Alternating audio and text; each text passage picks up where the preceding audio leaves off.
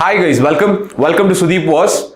On November 2025, the government officially announced the implementation of the 4 labor codes. These labor codes are: 1. The code on wages, the second is the code on social security, the third is code on industrial relations, and the fourth is code on occupational safety, health and working conditions. The government has created these 4 labor codes by consolidating 29 outdated labor laws that now will include both organized and unorganized workers. In this episode of Prelims Affairs, where we discuss different issues from Prelims perspective, we will discuss in detail about the Code on Wages 2019, which is very important from your Prelims perspective. So if we take the Code on Wages 2019, as I initially told, it covers both organized and unorganized workers. Some of the important provisions or features under this act that can be asked in the UPSC Prelims exam is: 1. Universalization of minimum wages. Understand that before the implementation of this, the minimum wages were applied only for scheduled employees, but now once these codes are enforced, that is Code on Wages 2019 is enforced, the minimum wages will now be applicable to both organized as well as unorganized workers. What does that mean? That means any employee or any worker now has the legal right to claim minimum wages. The second provision is introduction of floor wages. Understand what is a floor wage. Floor wage is the basic minimum wage that the central government will fix,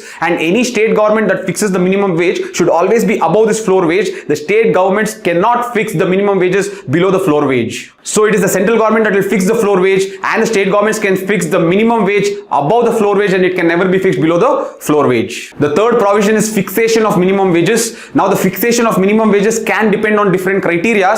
For example, it can depend on geographical area, it can depend on the skill of the employee or the worker, or it can depend upon the nature of the work. The next is revision of minimum wages. According to the Code of Wages 2019, the minimum wages must be periodically revised, and this periodically revising of the minimum wages should not exceed the minimum interval of 5 years. That is, within the maximum interval of 5 years, there has to be revision of minimum wages that has to be done periodically. Now listen to this next point very carefully, because it is important from the exam's perspective, that is redefinition of the wages. Now if you take the total salary of the employee, total salary is equal to wage component plus allowance component. Now the wage component of the salary has been redefined to include the following: 1 is basic pay, other is dearance allowance, and plus retention allowance if any. So these 3, that is basic pay, dearance allowance and retention allowance if any, includes the wage component of the salary. And the next is the allowance component of the salary that can include special allowances, travel allowances, etc. Now understand this point very carefully. Out of the total salary, if the allowance component exceeds more than 50%,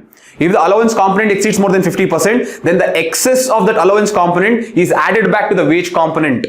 This is very important. Why? Because usually what company do is they keep the wage component very low and they increase the allowance component to show the total salary being high to the employee. But why do companies do this is because when they keep the allowance component more and when they keep the wage component less, then the companies have to pay very less for provident fund or gratuity. So because of that, they always used to keep the wage component less, and they used to always increase the allowance component to be more, so that though the total salary looks higher, the allowance component is more and the social security contribution from the company was usually less. Now to overcome this, what the government has done is, there are 2 components, wage component and allowance component. Even though you have more allowance component, if that allowance component exceeds more than 50%, whatever is the excess, that excess will be added back to the wage component, and your gratuity or provident fund will be calculated on the basis of your wage component. So it brings more fairness to the employees by making sure that the company fairly contributes to the social security of the employee. So I hope you understood this provision very well. It is very important from your exam's perspective. The next provision is regulation of working hours. Understand that any employee cannot be forced to work more than 48 hours a week,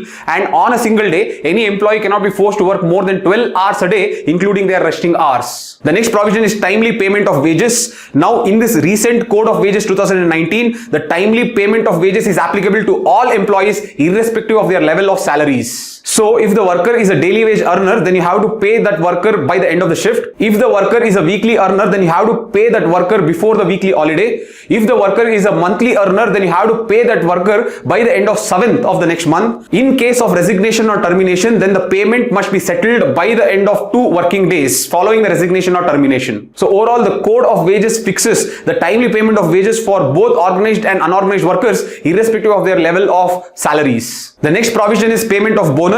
If an employee has worked for 30 days or more in an year, then that particular employee is eligible for bonus, and the minimum bonus is fixed at 8.33% of the wages, and the bonus can extend up to 20%. The next provision is overtime payment. If an employee is working overtime, then they should be paid at least twice their normal wages. The next provision is gender equality. Here the Code of Wages 2019 says that there should be 1/3 of women representation in any advisory boards in charge of fixing minimum wages. This will ensure that there is equal pay for men and women. So overall, you understood the most important provisions of Code on Wages 2019 that can come in the upcoming UPSC Prelims exam. So please make sure that you revise them. And one small request is please make sure that you share this video with as many people as possible, because that is what incentivizes us to do this on a regular basis. And we will, in the coming episodes, look at the other 3 codes, labor codes, that are equally important for the upcoming exam. I hope you enjoyed it, guys, and I hope you learned something new. I'll see you again in the next video. Thank you so much for all the love and support. Bye.